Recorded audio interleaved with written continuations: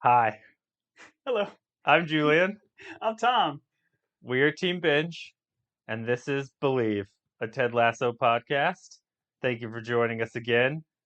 We are talking about season 2, episode 5 today, Mm-hmm. and I do mean today. This episode is called Rainbow, Yep.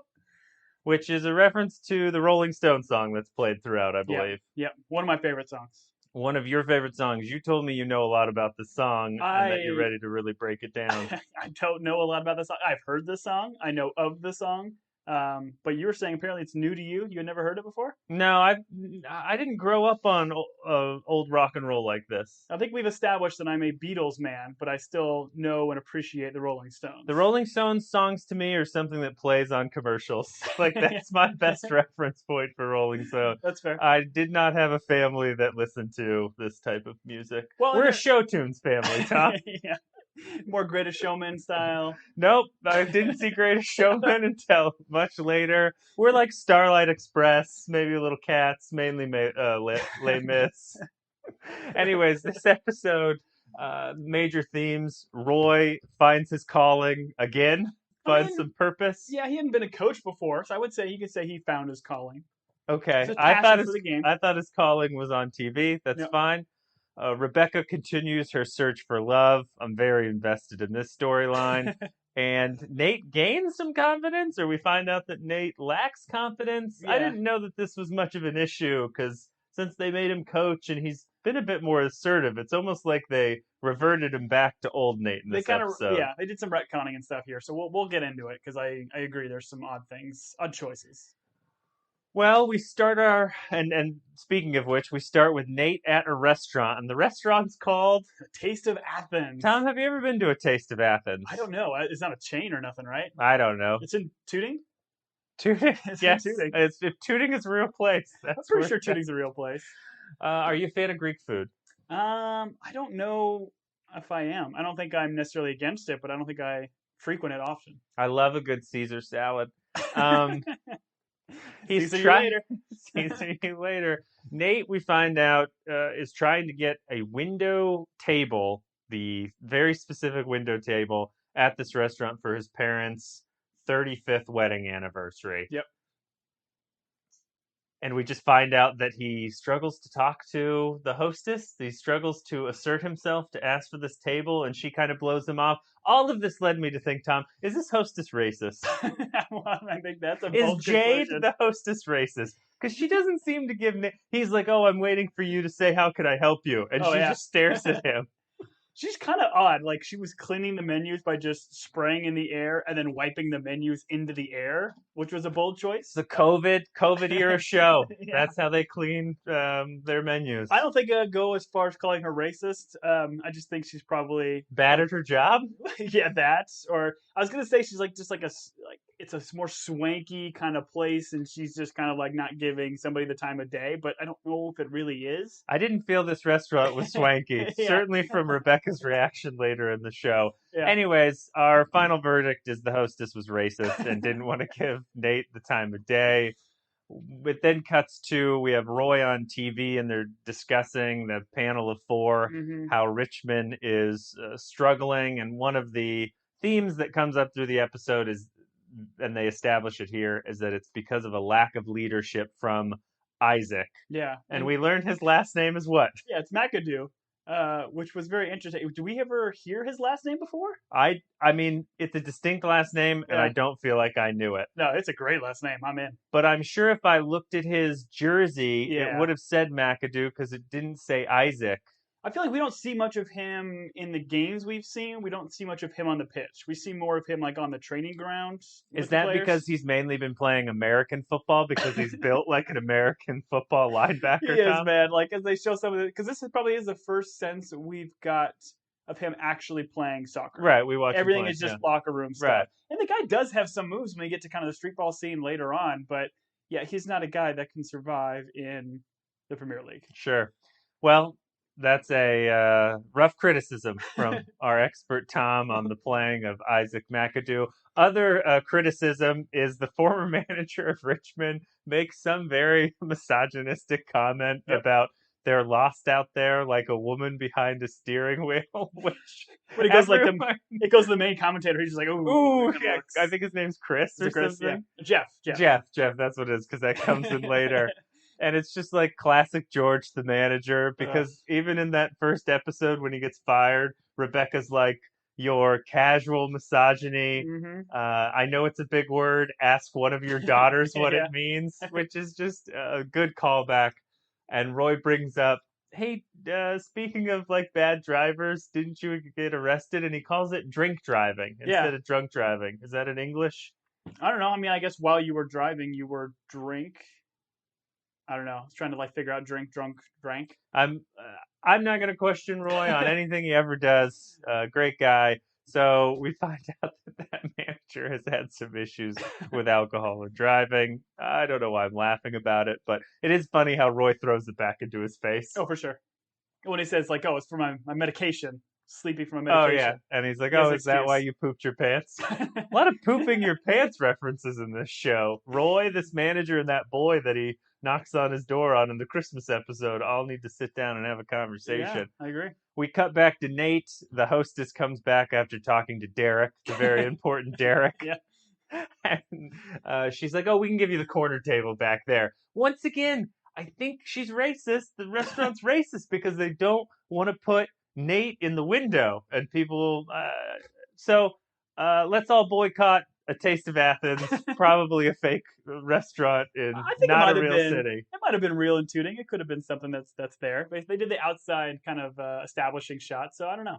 Our Okay. English audience, let us know. Have Yeah. you been there? Are they racist? We Are got to get to the bottom. there gyros good? Heroes? Yeah, I think it's How are there gyros. Caesar salads? We cut to game time. I thought it was game time, but I think we cut from like game time to then they're watching film of game time. I think we saw a clip when Nate was at the bar, the restaurant with Roy commentating. I think we saw a clip, Okay. and then it's them watching it again on the film time, whatever. The team is watching film, Mhm. and what I think is so funny in shows like this is the shots of like playing are shot like a TV show or a movie. It's Yeah. never like what you would see watching a soccer game. Like Mhm. the way the camera works, like Yeah. you'd be like, oh, that camera guy would be standing in the field, Yeah. or like they're swooping around. So that's why I'm a little bit confused on because they cut to them watching film, and I'm like, no, that's not how you Yeah. watch Agreed. football or Agreed. soccer. But you see, though, they got a new kit sponsor. Like we obviously established in that Christmas episode, we did a big old time jump. So they're no longer sponsored by Dubai Air. You see what was on their jerseys? I mean, they addressed the Dubai Air controversy again in this episode. Yeah. Just another, I mean, they go, it's certainly not something they threw into one episode and we never heard from again. And it throws banter. So banter, Keely's dating app. She didn't create this dating app, right? She like partnered with them. I think she's just early in on. I did not realize. So on their kit is banter. Yeah, on the kit's banter. Like they are pushing it very hard. Like on the billboards, there's banter. In the background, there's banter. It's everywhere. Do you think banter's real? Like if I go on my phone right now, is banter real or is this just something for the show? I'm quite certain they built it for the show. I think it would be strange if like on. I guess if a dating app had that much clout that it would like is Tinder on any jerseys that you know of that seems... Jerseys, it's weird. Like there's some really odd jersey like marketing sponsors that gets put on there. Like Barcelona for the longest time like had UNICEF. Like I don't necessarily think of UNICEF as like a big. I mean it's just a profit organ, not a profit, a nonprofit. Yeah, nonprofit organization. It just seems weird they would spend all that money to get your name on a jersey. Like right now, Chelsea's is sponsored by like a phone company that's called Three Mobile, I think. Okay. So they just have a 3 on the front of their jerseys, which is kind of confusing. Oh yeah, I've looked at those jerseys recently. Yeah. I'm not going to tell you why, but it was really weird. They look really weird. Yeah. That's why I didn't buy them for you, Tom. But it's I'm sorry. a lot of them are like Happy birthday, buddy. Sports betting things. Like there's a lot of very odd sponsorships. The thing I find funny, like in American football right now, is like USAA is a sponsor. And they do a bunch of commercials, but USA's bit is like, hey, you can't join us unless you have some sort of military tie. So we're going to advertise to all you people, but most of you can't join us. Yep. It's kind of a weird dick exclusive, move. Man. Oh, I shouldn't have said that. Now I got to bleep it. All right. Jan Moss, a goal is scored on Jan Moss. We see it during the clip. Yeah, I mean, he just kind of seemingly made a bonehead play. Yeah.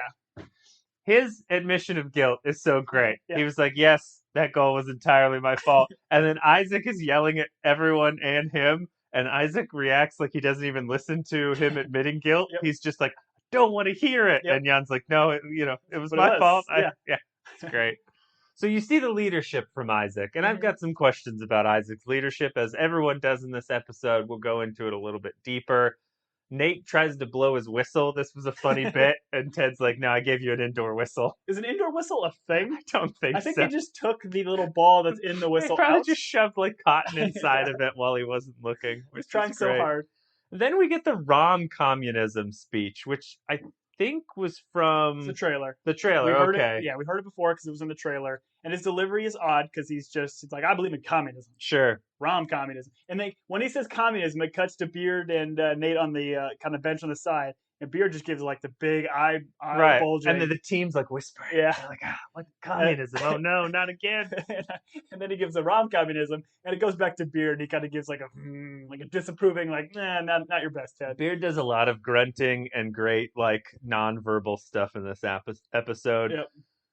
So then we have a discussion of the main actors and actresses in rom-coms. Tom, what do you like rom-coms? I'm not against rom-coms, I must say. Like nowadays, I don't. I like knew of the people they were talking to, but I don't think I watch a lot of them now. But I think I did watch a decent amount growing up. I will say, as we get into this episode, I did read an article that referenced like every reference of rom-coms within this Ted Lasso episode. Oh, good. Okay. So I will be bringing those up for better or for worse throughout this spot. So you will be our football and rom-com expert on this one. I feel like rom-coms were like a 90s, early 2000s thing. I don't feel like maybe they're just relegated to Netflix and streaming services now.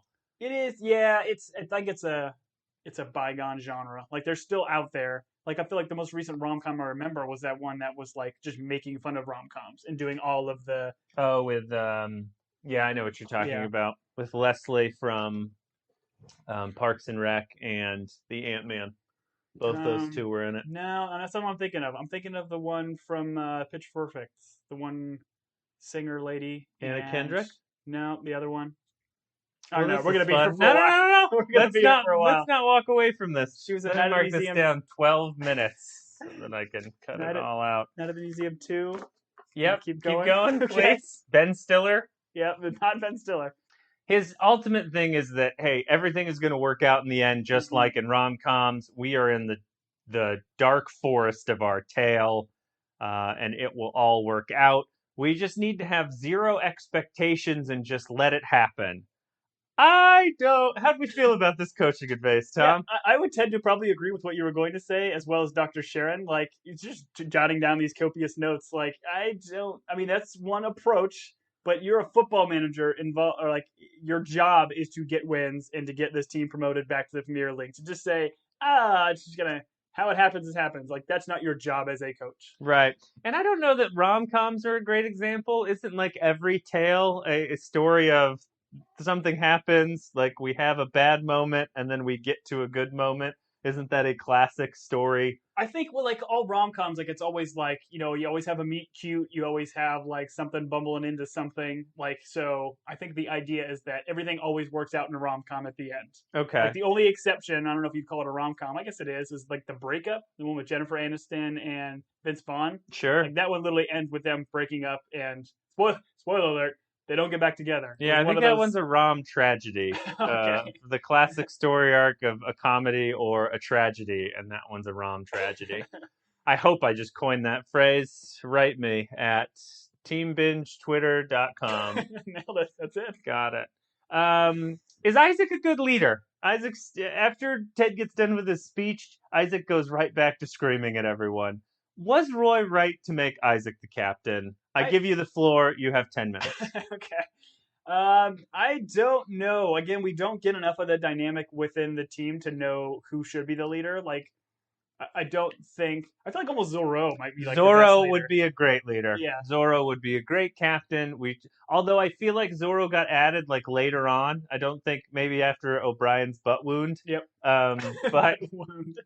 I think it was just an injury. But I'm going to go out on a limb and say, Roy made a bad choice. Isaac is not a very good leader. But Roy knows how to get to Isaac, and I think like Roy chose Isaac because like they're probably kindred spirits or whatever. So as we get later in this episode, Roy knows what to do to get Isaac back on track. That's fine. He can get Isaac back on track. I still think screaming at everyone in the locker room to Not the play best. better is not great Not the leadership. best. We're in the coach's office. The question is, what's wrong with Isaac? That's something we're discussing.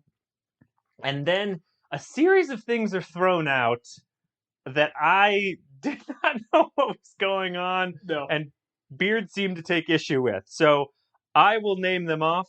Okay. And if you can give me some sort of definition, I think we would appreciate it. He said, oh no, I didn't practice this word. Aubergine? Abergina? Abergine? He's like, I'm fine with Abergine. I would have been fine with Abergine, snogging, but not piles, because I think Nate suggests piles, He right? starts with piles. And Okay. like, so this is that whole US versus UK, like, just lost in translation kind of jokes, which they've done before. I didn't think these landed very well because it was just too out of left field. And it's like we've done before where they kind of start a conversation without giving us any context. I didn't know that they were having this back and forth. So aubergine is an eggplant, apparently. Snogging is just kind of making out. I think general audience kind of knows what snogging is.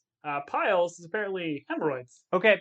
So I understand why piles would be an issue for a player. I don't understand why snogging and eggplant. I don't understand. I think Beard is just saying like he's okay with having an English to UK translation thing be like snogging, making out. He's okay using snogging in a phrase if people are making out. He's okay saying aubergine instead of eggplant. Okay. He's not okay telling somebody this guy's got piles instead of this guy's got hemorrhoids. Got it. Okay, thank you. And that's why at the very end of the sequence, he's like, I'm okay with Fanny. Fanny instead of like butt. Got it. Yeah. Got it. Actually, that's not what Fanny means in British speak. Oh, it doesn't? No. Uh-oh. In fact, I got dangerously close when I said Aubergina. Yeah, you're welcome. Every joke is better when it has to be explained. Mm-hmm. I'll go on record saying that. As we just did, yeah. They get into the Sheffield Wednesday back and forth. Once again, how long has Ted been a coach? How many times would he have already played Sheffield? Well, no, this is Sheffield Wednesday. They're in a new league. They're in a new league. Sheffield United is a team that has bounced back and forth between the Championship League and the Premier League. So I had heard of Sheffield United. I had never heard of Sheffield Wednesday. So this whole joke was kind of funny. A Beard doing the long explanation about. So Wednesday. Is this based on a real team then? That's actually called from a day? Are you going to get to this? No, I'm not going to. I mean, I'll just do it now. Like everything Beard says is accurate. Like it is when the team is Wednesday. They only used to play on Wednesdays. Like all that stuff. It's 100% accurate. But they're now called Sheffield United. No, Sheffield United is a different team. So it's like Manchester City, Manchester United. Okay. Sheffield Wednesday and Sheffield United. So there is a team called Sheffield Wednesday. Still exists. Okay, got it. You're my Beard, and yep. I, in this situation, am Lasso, for real. Beard sighs when he has to explain this to Ted. I almost feel like Beard has reached his breaking point with Lasso. I do. Like, they've done these first little thing, but then the next joke they do is the wigwam and a teepee. Oh, such a good joke. And it's because it's too tense, and they're like, boom! And they're like, they call out each other. So it's like, he is like annoyed with them to a point, but then they bring them right back together. So they can't be annoyed too long, I guess. So good. I don't want to skip over that. He's like a wigwam in a teepee, and Beard has to finish it with 2 tenths. Boom. That was so good. So good. Dr. Sharon, who they're talking to at this point about Isaac. Because she's coming in. She sees in that earlier locker room scene, she's taking her notes, like, there's something going on here. Do you need my help? And Ted's like, no. And I thought we got through the point of Ted realizing that maybe Sharon could help some of these guys. Yeah. But Ted wants to take this one on himself. Maybe he sees the future in terms of, hey, this is how I get Roy back. I don't know. I mean, did you have thoughts on why he didn't want to? I still think, I'm with you. Like, I felt like we got past that little bit, but I think he's just still skepticism of not Dr. Sharon per se, but still her profession. He doesn't want her to get in his head. Because Ted, we've established, Ted does not know what he's going to do at this point. He's still trying to figure out what he needs to do to get Isaac out of his slump or out of his own head. So I think it's just his skepticism. Very funny moment here. Ted's like, Isaac needs to talk to a big dog. And there's like a beat of hesitation, and Nate's like, I'll do it. And Ted laughs. Now Beard, Yeah, Beard doesn't. yeah, Beard doesn't. Beard's just like Ted just belittles Nate right there, and Beard is just like he knows it. He knew Beard or Nate was being truthful. He's like, you didn't laugh. Yeah, And Beard's like, nope. nope, He's yeah, like, busted. busted. It's just like I feel like we have established though that Nate has some big dog elements to him. Like in season 1 with that locker room scene where he's telling all these guys off, even Roy, right to his face. Like he has big dog in him. Great point. Great point. He's got big dog in him when he's rattling off all the things about the team. He's got big dog when he's beating up on Will, the kit man, Yep. the junior kit man. Yeah, exactly. I mean, he has done. That's actually a good point. I forgot about all the poo pooing on the other kit man. So yeah, Will. it is odd that Ted is so dismissive. And then he says, yeah, they cut the end of the scene is a callback to those words where he's like, I'm okay with Fanny, which, yes, is a term for. I just would have thought it was bum. Yep. But I guess bum is that. Yes, bum is butt. That's right. We are then with Rebecca and Keeley.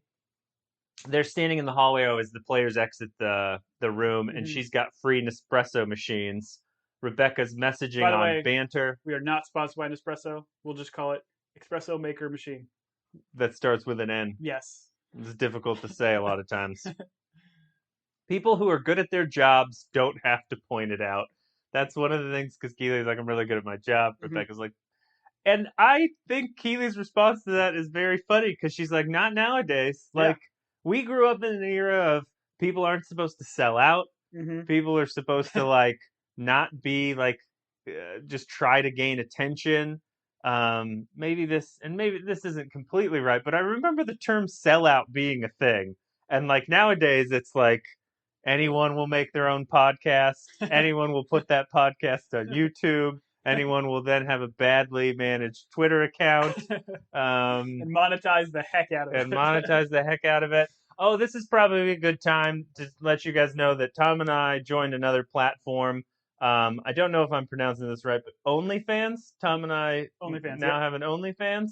I don't really know what we're doing on it, but you started it for us, Tom, and we should probably tell people where to find us. It's two dudes. You know what's funny is there probably is a Team Binge OnlyFans account created out there, so somebody's gonna go find that and send it to us. Well, you're welcome, other Team Binge. Yeah, it's just a group of people drinking on camera. All right, so. But I agree with you. I agree with Keely, because like promoting your personal brand is something you kind of have to do nowadays. Like, if you just sit back and just do your work and be real, like do it hard and do it well, you might get a kudos every once in a while, but you're probably not going to advance or move your career. So you got to sell yourself. That's exactly right.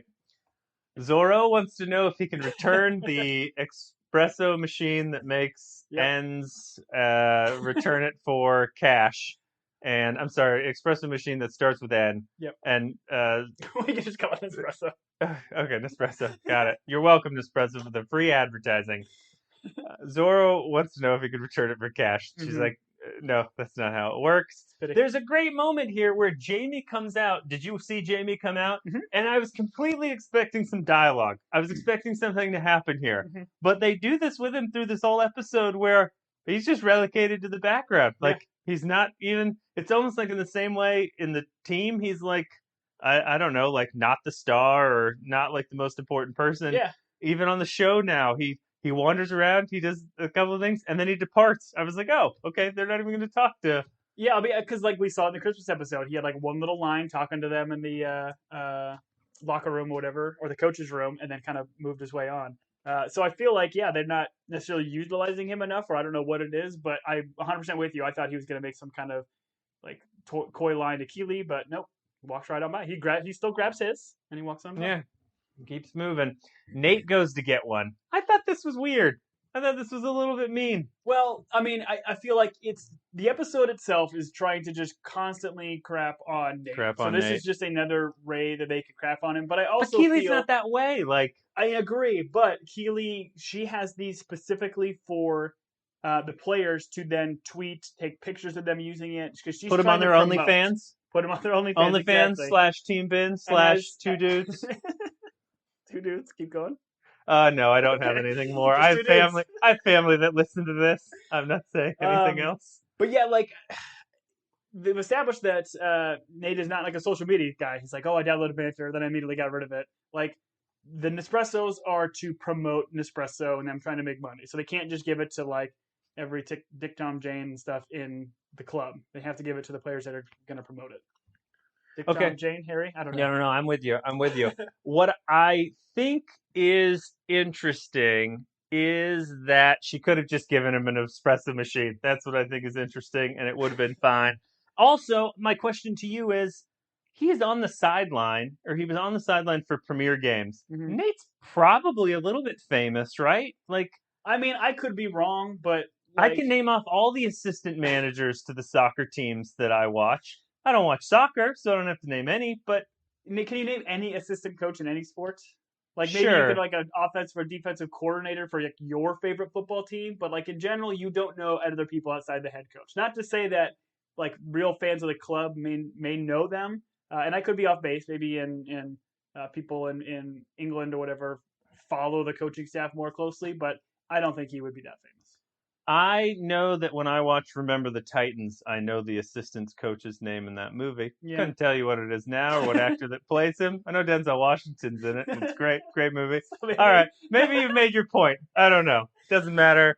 We'll move on. I do want to say though before we move on to the next scene, because this is splattered throughout the entire episode, was that hashtag. Did you see that or notice it? Hashtag COYGH. Tom, I've never noticed any hashtag other than hashtag Ted Lasso. That's the only hashtag that matters to me. So I had to look this up. So COYGH, generally just COY, means come on you, and then it's usually the rest of the team name.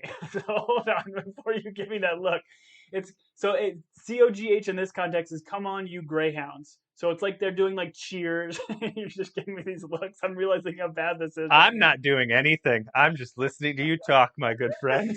But it's like they're trying to cheer on their team and give them a sense of urgency for kind of like a struggling team. So it's apparently a common hashtag that started with teams like Arsenal and Tottenham with their social media accounts. They do it a lot. So if you see that COY, and depending on the team and what they add to the end of it, it's a relatively common hashtag. So that's why you see it splattered all throughout the locker room, throughout the clubhouse, and I think even at the stadium.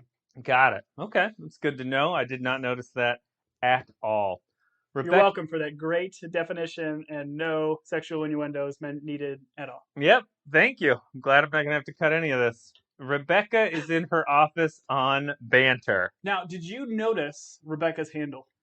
Because it has Rebecca's handle and her suitor's handle on there as well. Her suitor, good term. Suitor, thank you, 1920s. It had something to do with boss. I know I made note of it, but I didn't write it down. So hers is Boss Girl, and her suitor is LDN152. When I saw that, because like there's obviously a lot of like guessing going on. We like later in the episode we get a little bit like who is she potentially talking to? Right, because there's a cut where Ted is texting. Yeah. And you're almost like, oh, okay. Maybe it's trying to apply Ted. So we'll get to that a little bit later. But so LDN London. So like I was trying to figure that out. I was like, is it Led Tasso? Is it like something like whatever? But no, it's just London. And really it's not necessarily, I think, anything we can decipher. This is a RomCom reference to You've Got Mail. She's doing the same thing when she's going back and forth via email, and her username or whatever is Shopgirl, and the person she's talking to is NY152. So that's just a reference to. Okay, and when you say You Got Mail, let's give some context to the audience. You've Got Mail is Meg Ryan and Tom Hanks. Yep. And it's the movie about how the hero, big book store, takes over the little bookstore because capitalism is awesome. Yep. And big bookstores are much better than small bookstores. Yep. And now we get all of our shipping in 24 hours. Oh, man. Amazon's great, huh? Amazon, not one of our sponsors, but come at us, Amazon. All right. So that's the one where Tom Hanks and Meg Ryan, unbeknownst to each other, don't like each other in real life, but are, I guess, mailing pen pals. I don't know. I maybe I saw the movie once, but haven't seen it in years.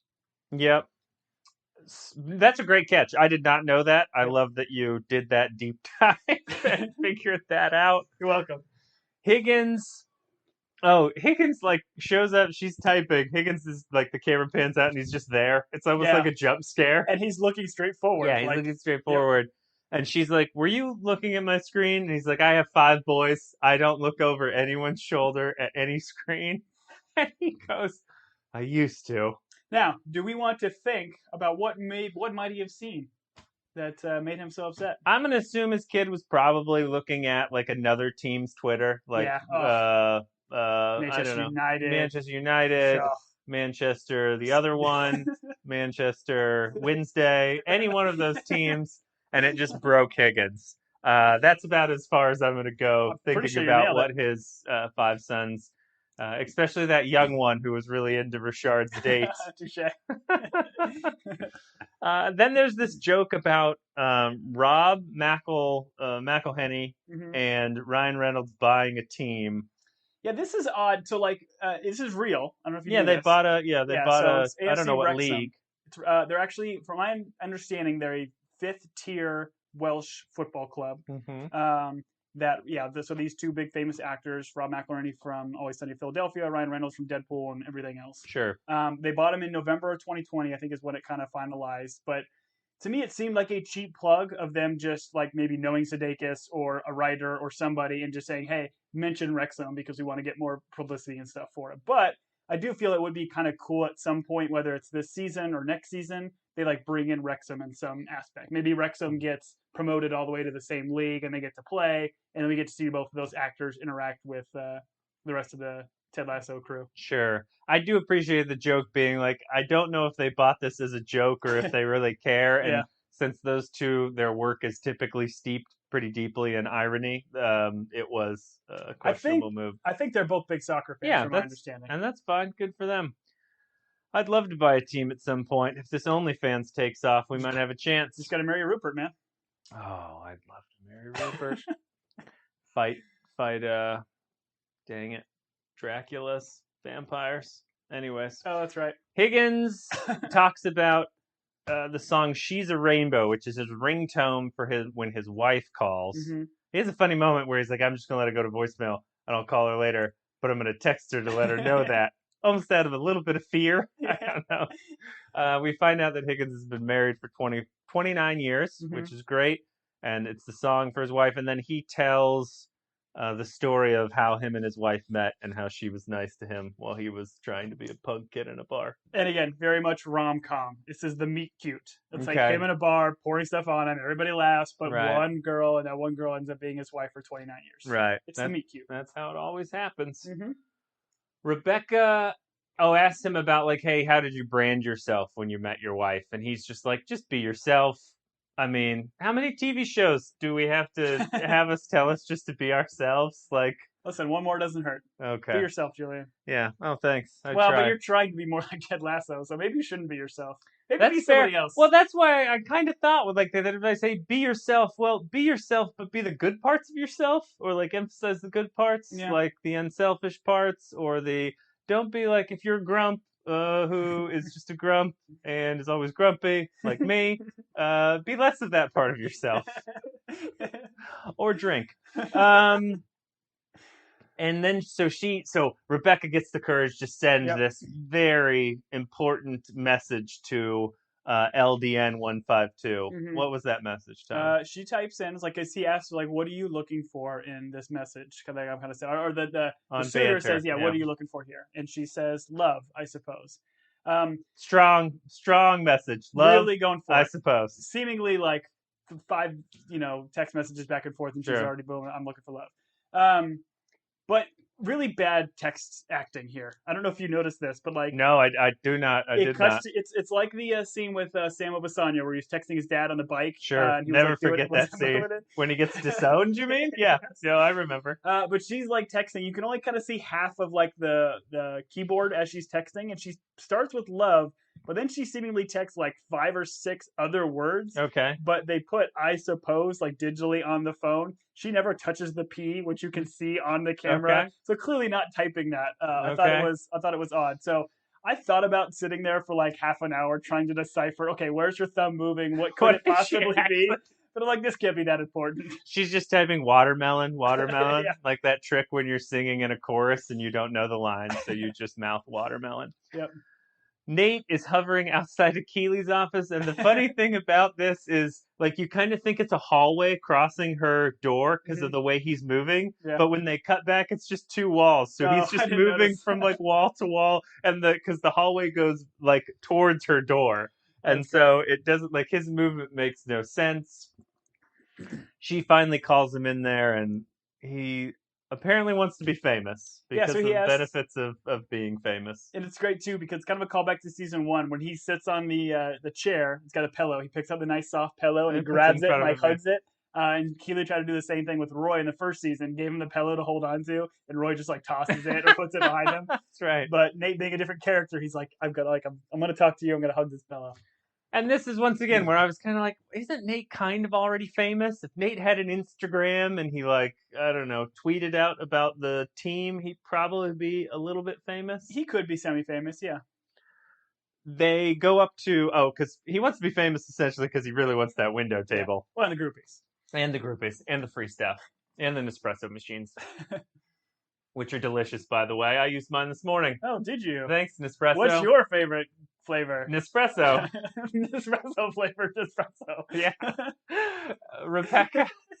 They go up to Rebecca to ask her about getting the table at the restaurant. And Rebecca's like, she offers to buy the restaurant, which is a great rich people move. Yeah, first she goes through all like the fancy named restaurants where all different languages. We didn't write them down because we're not even going to attempt to. Although I almost wish I did write them down so you would have to try to pronounce them. Yeah, it wouldn't have gone well. But then she says it was just the Taste of Athens and Tooting. She's like, Tooting? In Tooting? Oh, that's fine. I'll just buy the place. And then I think Keely's line was like, you can't teach a guy how to buy a place. You got to let him or show him how to buy a table so then he can ask, and then it turns into a Starbucks. Right. Butchered that line, but I love her thing saying until it becomes a Starbucks, which is great. And this is essentially them telling Nate he's got to be assertive. Mm-hmm. I did want her to buy the restaurant, and I did want an episode of them running a Greek restaurant.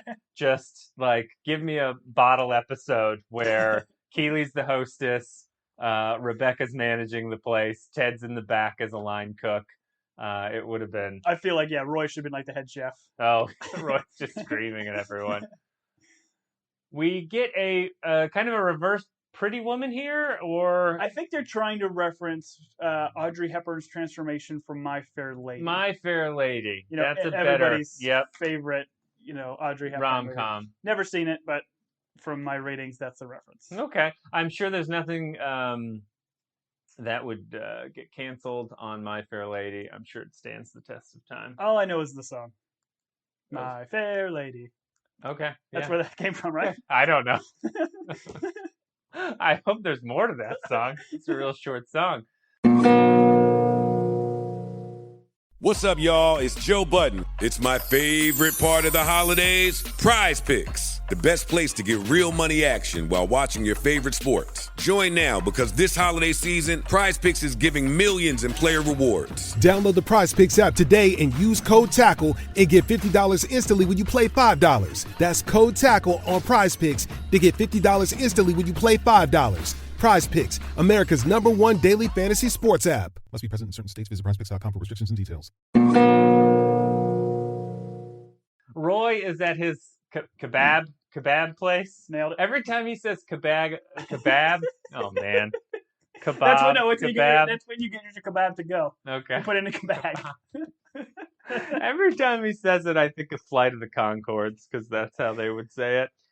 There is his picture with an autograph on the wall. So did you see, as the camera's panning down, it starts with Roy, and there's 2 other celebrities on each side. One was from Cheers, right? One was Norm from Cheers. Norm from Cheers. I didn't see the other one. The other one on the far right was Marcus Mumford. Which is, again, great, tie-in. right. He does the theme song and all the music for the show.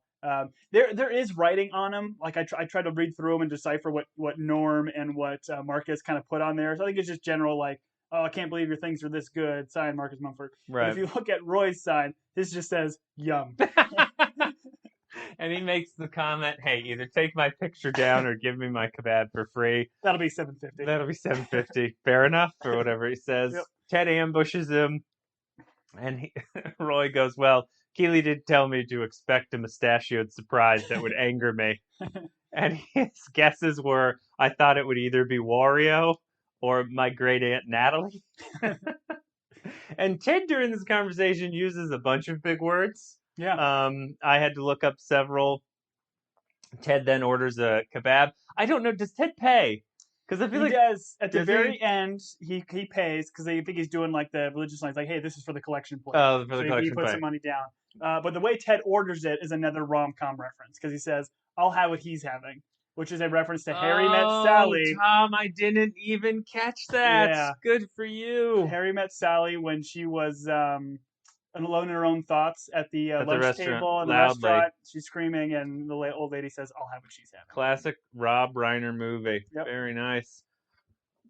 Roy, and this is where you mentioned the church thing. Roy's like, this is my kebab place. It's a sacred place like church. Mm-hmm.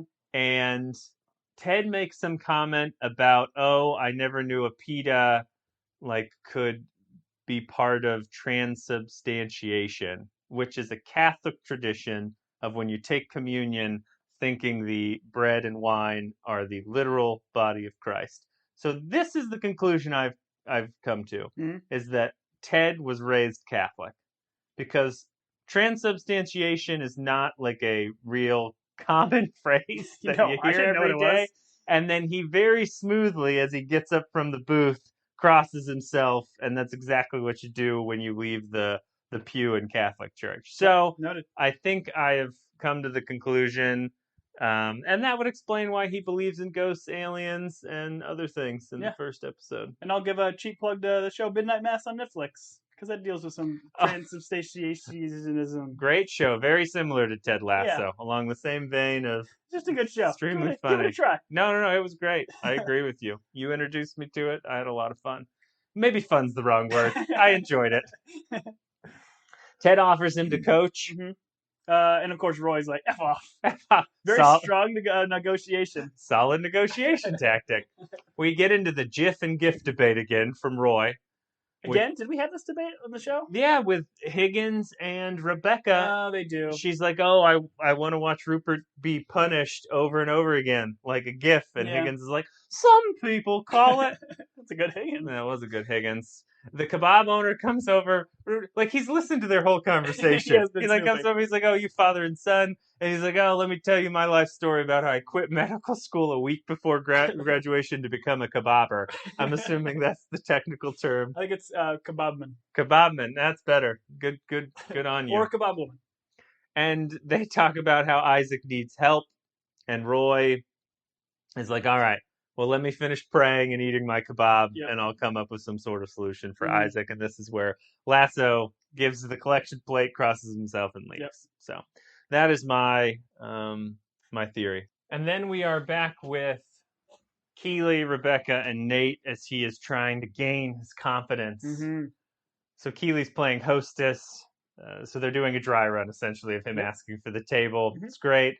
She calls him by the wrong name. At first, he accepts it. Then she's like, no, be assertive. Well, not only does he accept it, he apologizes. He's like, oh, table for 3 for Shelly. Oh, for Shelby. He's like, oh, Shelby, sorry. I should have said Shelby. Yeah, that's great. And then he gets upset and calls her a dithering kestrel, which I wrote down. Just screams, like hits the table, screams at her. Do you know what a dithering kestrel is? I do not. Okay, I looked up dithering. I mean, I think we gotta know what dithering is. Sure. It's just kind of bumbling, stupid. I don't know. A kestrel, from my search on the internet, is like apparently a really awesome falcon. Okay. That will like attack stuff like 5 times its size. So it seems kind of awesome. Okay. But maybe if it's a dithering version of an awesome animal, it's not awesome. It attacks the wrong thing. I don't know. Maybe it's a Britishism, but I liked it. I'm going to use it. Yeah. Nate's like, Rebecca, you don't have this issue. You command every room that you're in. And that's probably because she's 6'4" and awesome. And gorgeous. Yeah. Yes. So she's like, I don't, have you ever been in a room of soccer executives? She's like, before I go into the room, I make myself very big. And she does this whole routine.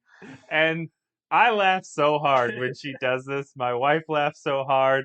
My wife was like, do you think like her as a person, Hannah Whittingham, was like, Waddingham did that at some point, and they're like, we're gonna put that in the show. Like, if she went for it too. Oh yeah. She gets like, she pulls her arms, starts out really low, pulls her arms up, gets like the crazy eye, but then like looks like to the side at Nate while he's doing it, and like Nate and Keeley just so intimidated. It's fantastic. Keeley's response is she's like, you're incredible. Let's invade France. That's great It's a writing. great line. Then we are in a rough part of town. Ted and Isaac are walking. They're like, oh, we don't know. Ted's like, I don't know why Roy called us to this part of town, but we're meeting Roy. They do this great thing where Roy's face lights up by his phone, and it's like a It's so jump brilliant. scare. I laughed out loud because Ted's like, oh, I'll just text him. We'll see where he's at. And then it just cuts to the lighting of his face from the bottom. So great. Great. So then we're at a street ball seeming arena that is like under an overpass, and we find out this is where Roy grew up. And if I could remember right, I remember Roy grew up somewhere and he named it in other episodes, but I don't remember exactly what it was. Yeah, maybe we did. I feel like we got Jamie because he was from Manchester City or whatever. That Right. area. I don't know if we got one. Maybe we did. I think we did because that's the one where he got sent away and he like took a blanket from his granddad, but then when he came back, his granddad was already dead and he gave up Blanky. Okay. Did you just call it Blanky? Shut up. Next person, go. How many movies? Oh, my question here, which I just read my note on, is how many movies does this happen in where they're like, hey, you got to get back to your roots? And so it's like, let's go play like street hockey or street basketball or street skeet shooting, you know, like the guy's struggling to shoot skeet and they're like, hey, let's take you back to your home field where you were shooting skeet all the time. It is very movie trope-ish for sure. Yeah. So I tried to look this up, by the way. Like, you just kind of refer to it as street ball. Like, I thought this might have an actual name because it's like, it's tiny soccer. I think it's more or less supposed to be 5-on-5. Okay. But it's kind of meant to like mimic indoor soccer, but indoor soccer is generally like still in big arenas where you can play, I think, like 9-on-9. But it seems like a lot of fun to be able to kind of play where ball never goes out, smaller goals, but still good soccer that Roy grew up on. Right. It looked like a lot of fun. Roy tells Isaac, you know, he gives him his story about this being his neighborhood and that Isaac's going to play. And Ted's like, what can I do? And he's like, can I keep score? And he's like, yeah. He's like, score 0-0. And Roy immediately corrects him. Nope, 0-0. 0-0. So do they not say 0? Is it always 0-0, or is this just Roy trying to be obstinate? I think it's a little bit of both. I think they do use 0, but probably didn't need to correct him. But it's Roy. He's got to correct him. Nate and his family are at dinner. And they send him where, Tom? Send him to the corner. Racist hostess. Send him to the corner. Send him to the corner table. And Nate's like, I'm going to have a conversation with someone. And you think he's going to the hostess, and then he goes into the bathroom. He tries to make himself big. Yep. And then he uses the F word and spits on the mirror. And I thought this was weird. I thought it was weird. I agree. Someone has to clean up that mirror, Nate. Like, I was really hoping at the end of this scene, or when they finally got the table and they sat down, Nate was going to excuse himself and then go to the bathroom to clean it. I thought that would have been good because it's in Nate's character to like, hey, I'm gonna step up. I'm gonna try to get this table, but I'm also because he was a kit man. Like he understands he was cleaning up after people, and now just spitting on the window in this restaurant and not cleaning it up. It's a jerk move. Yeah. So he gains his strength. Yes. He whistles at his parents, which is funny. He's like, you too. And I liked when he was like, hey, don't get comfortable here. That was a great line. But then when he whistles, his dad walks by him and he goes, I'm not a dog. Oh, and he has the gall, not the gall, but the confidence to ask for Jade's number. I don't know why he would. Jade has not been, like, kind to him. Yeah, it's probably for the better that she doesn't give him the number. Yeah. She's like, no, I'm picky. Which is an odd, it's a callback to him saying he was picky. It's like women. Oh, unfortunately, women are also picky. Yep. That's great. They get the table. I gotta be honest, didn't care. I don't know. There was parts of this where I was like, I did not care that Nate. There were lights around it. It was next to the outside. What's not to get, man? I understand small victories, but like this one seemed so minimal. The way they shot it was funny too, because like there's this light kind of coming in onto the table, sure, and they've got that perfect string of like big bulb lights that kind of like frame it. It's epic for sure. Yeah. Anyways, I didn't. It was fun. It's a small victory. Right. I'm just trying to give Nate a win. Sure. To have him get his confidence. Which they then kind of promptly take away at the end of this episode, which I'm sure we'll discuss. Yep. But then we're with Isaac playing with the street toughs, and he gets owned by a tackle, a literal tackle. It's not like a slide tackle. That guy, arm wrap and everything, takes him down. Looks like a linebacker. Figured he should tackle him. Yeah, that's right. He's like, oh, I'm playing that type of football. Reminds you, and Roy is essentially reminding Isaac. Isaac complains. He's like, "Hey, I'm going to break my leg here." Yep. And Roy's like, "Listen, you used to play this game as a kid. It's supposed to be fun. Like, remember, it's a game, and go have fun." You And pretty much so- nailed the speech, just minus like 13 or 14 F words. Yeah, too many F words. Yeah, who knows? And so, how is the soccer playing during this scene? Because they allow Isaac to do some like trick stuff. He's like, he's. I think in soccer like that, where like that cage soccer, we'll call it, it is more like kind of tricky kind of thing where you do a lot more of those moves that you probably would on a full pitch. And it's good, it's serviceable. To me, a lot of the quote unquote bad soccer is the goalkeeping. When the Okay. ball is shot like right in the middle and Sure. the goalie like clearly dives after it's well past him and he could have saved it. But it was good. It was fun. I thought it was they gave a lot for Isaac to do given his stature. Sure. I felt like the sequence of this was shot like a Friday Night Lights episode, which I know you're not a fan of the camera work in that show. But then they used like the quintessential like sports montage that it's by Blur. It's called Song 2. Oh, it's yeah. that woohoo, that one. Like Rock-a-doodle-doo. well, that's what he says after he Yeah. scores. And it's like, has no one seen what a chicken looks like in this family? Coo-doo-doo-doo-doo. Cuckoo-ca-cha. Cuckoo-ca-cha. Thank you, arrested. But it was a good, like, and they have like him shining the shoes of the other girl he was playing when she with. scores, and, yeah. it was good back and forth, good little montage. I assumed the Blur song was something from a rom-com that maybe they brought back. It is literally like every time you think of a sports montage, that song comes to mind. Mhm. Roy doesn't want to coach. That's where we get to from here. Ted Mhm. and him are after Isaac has found his love of the game again in one night under Mhm. one overpass. Yep. Roy doesn't want to coach.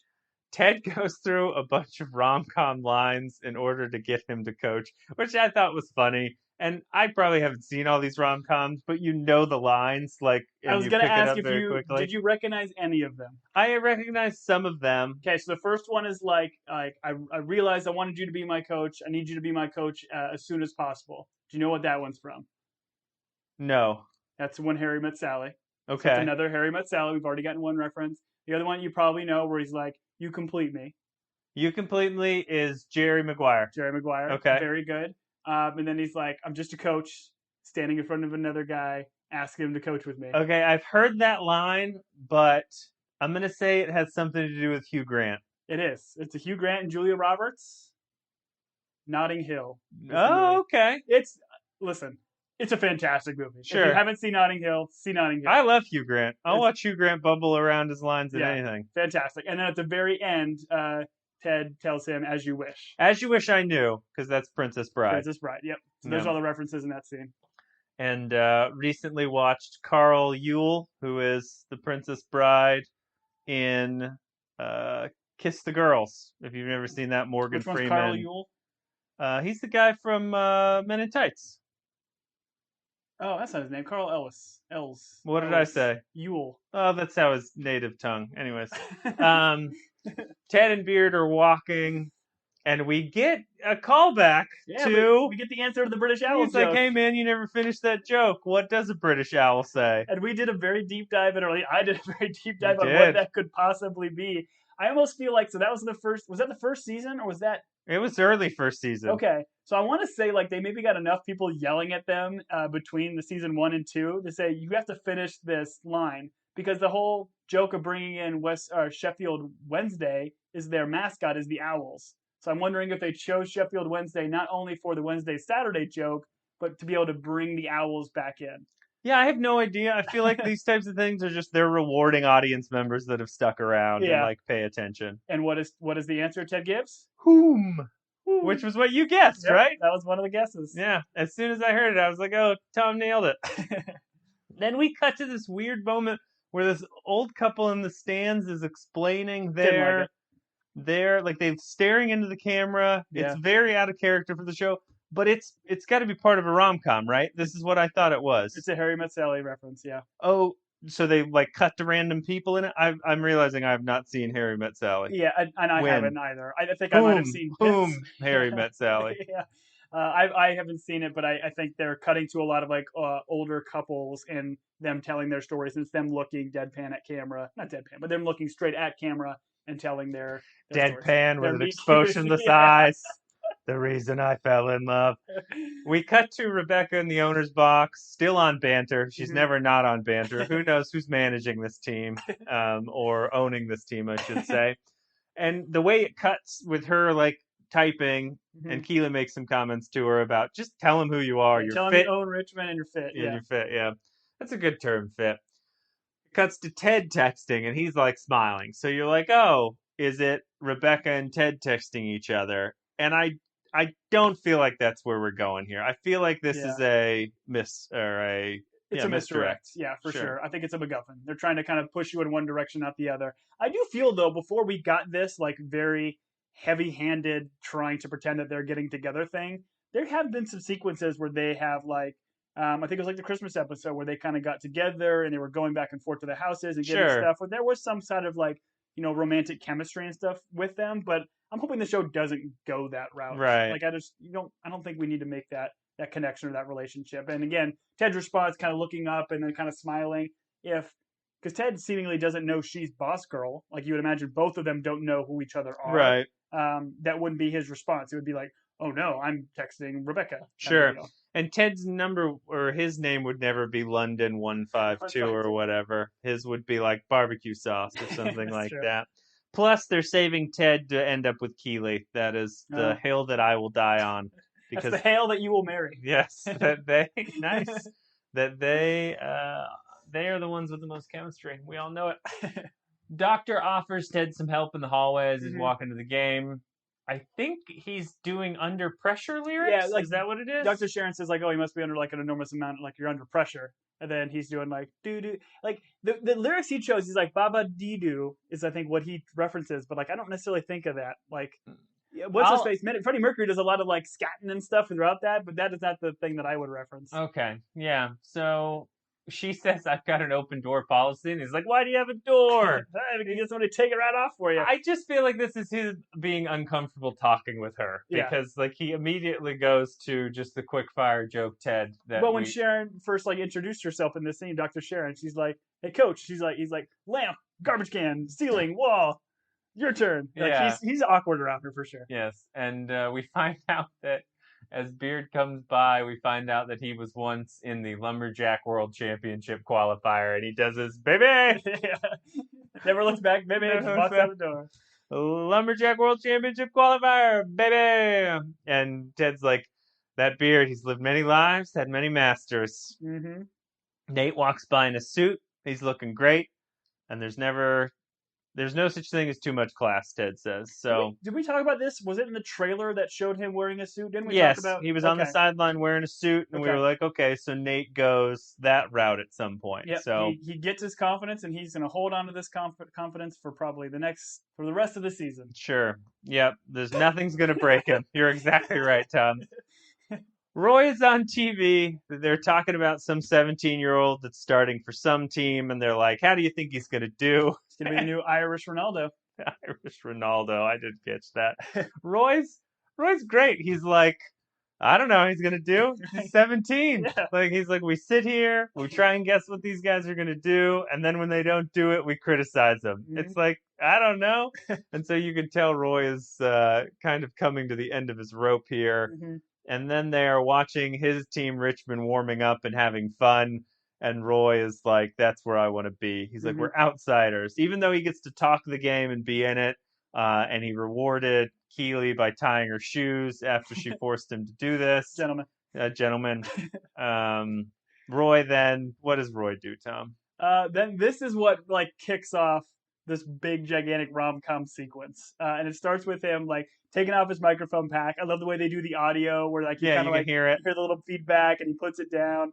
And then he looks at Jeff. He's like, Jeff, I have to go. And then Jeff gives him the approving nod, and he does too. And then he just, boom, runs out of the room, and, We have Roy making the classic rom-com run to the stadium. Mm-hmm. She's Like a Rainbow plays. The We get a lot of sequences and stuff, like a lot of rom-com bits as he's running away to the stadium. So the one I think most of, like from a rom-com perspective, is How to Lose a Guy in 10 Days. Matthew McConaughey's on his like motorcycle and he's chasing Kate Hudson to Beckinsale? the Blanchett? none Winslet? of this. Spell drawn. Sorry. Spelled entirely differently. He's chasing Kate Hudson to the airport while the Gin Blossoms play. Okay, I have to admit, haven't seen 10 Ways to Lose a Guy, so that reference I do not. Oh, okay. Yeah. Well, it's Like a great movie. Jerry It's a lot of fun. Jerry Maguire running through the airport, coming back Sure. to get Renee Sure. Zellweger for sure. Someone's always chasing someone. Runaway Bride. Literally, She name of the movie. runs. Oh, does she run at the end of the movie? Is she on a horse? At some point, she's on a horse in running shoes. Probably. Right, and then she slaps that box on someone's hand. You got me. Love Actually. Bridget Jones' Diary. Like, Okay. Yeah, you're right. A lot of movies they have this. Friends with Benefits. He does the flash mob to chase her because she's that's leaving right. for the airport. The and he- station, the Union Station or something. In I New think York. it's Closing Time is playing and the flash mobs. How many flash mobs have you been a part of, Tom? Not enough. Not enough. Not Good enough. answer. Great answer.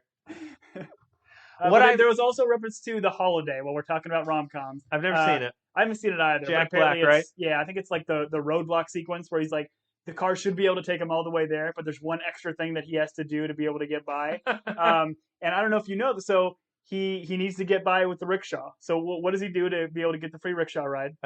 He gives him his watch. Yeah, he tells him, I'll give him a watch if Right. you can get me to the stadium. Right. And that rickshaw, I'm not 100% certain. It's the same. But I'm quite certain Yeah. it's the same rickshaw we had in the For the Kids episode in season 1. It's got the Because they same give horn. us the The horn, yeah.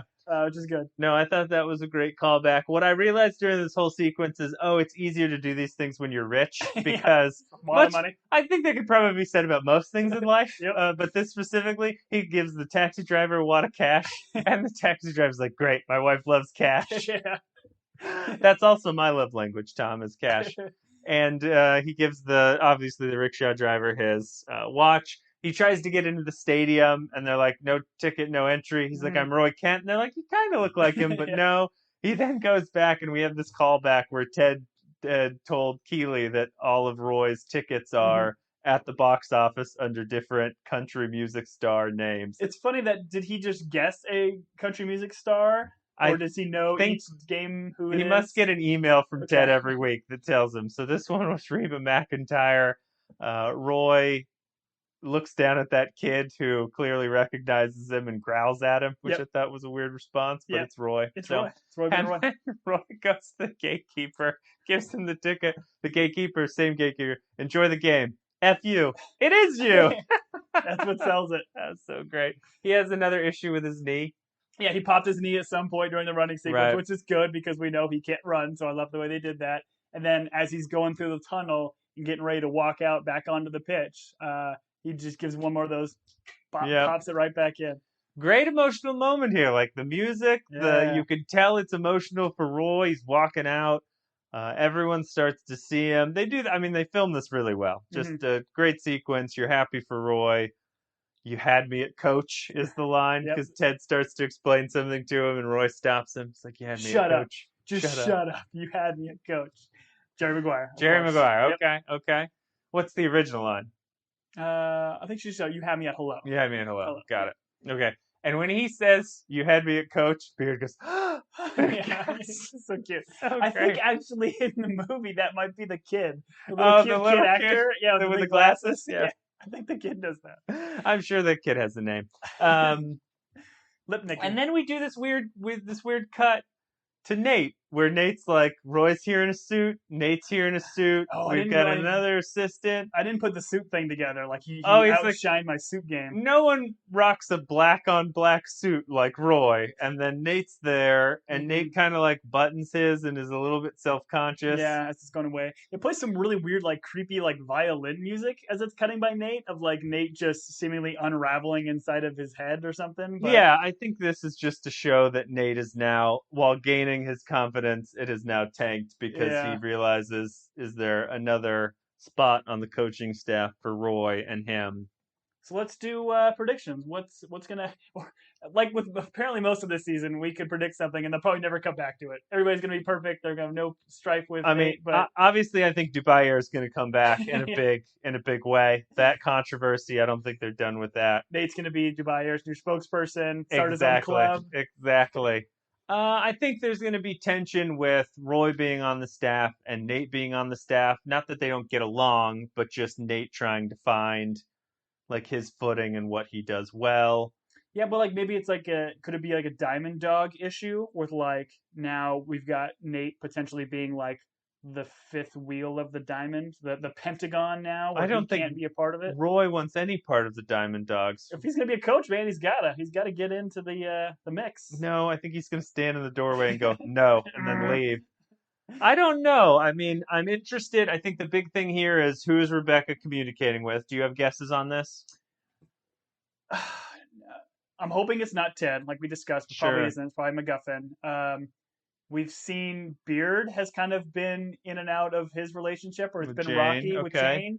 Jane. We've established Nate downloaded the app, but then immediately got rid of it. But maybe he's going back into the app. I She don't know. references an author. I mean, we know that Beard's a big reader. Yeah, possible. I think it'd be probably better if they just do like just a random celebrity cameo.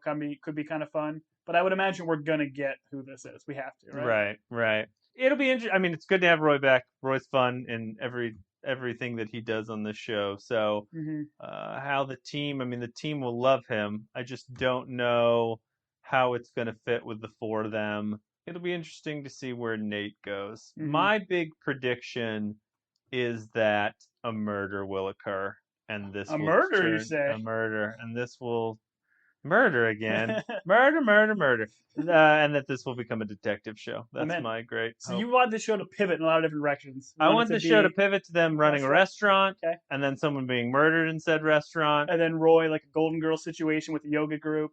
Yes, Yep. exactly. I don't think I mentioned that, but you read my mind. Yep. That's why we're so close. Yeah, that's why we're so simpatico. All right. Next week, we're going to be talking about episode 6 of season 2. Mhm. We're halfway through. Oh, I want to Wait, are we halfway through? I think we established there's more than 10 episodes There's this season, 12. right? Yeah. There's 12. So And we actually know there are 12 because our good friend John out of Louisiana tweeted at us and reminded us that this season was supposed to be 10, but they extended it to 12. And so, like, the Christmas episode was an additional one that was inserted. so it's kind of feel like bottleneck episode where maybe they don't push the story too far, but you Right. can fit it in there. Right, but they got, instead of 10, they did 12. So thanks to John out in Louisiana. We appreciate the help. With that being said, Tom is going to tell us what episode we are watching next week. And as he's remembering that title, I am going to let you know that you can reach us at teambingepodcast@gmail.com. Mhm. You can also tweet at us at teambinge. At Team Binge. Team Binge. I don't know. And then once again, search hard for our OnlyFans account where most of our exclusive content is. Do I need to say that this is a joke, or should we just let people go search for it? Nope, let people go search for it. All right. I'm actually excited to go search for it after this to see what's going to happen. Oh, no. All right. So next week, join us for season 2, episode 6, which is called. It's called Roy's Boy Toys. That was one of the titles of our OnlyFans account that we thought about doing. All right. Well, I've been Julian. I've been Tom. Thanks for joining us, everybody. Thanks for joining us. Have a good one.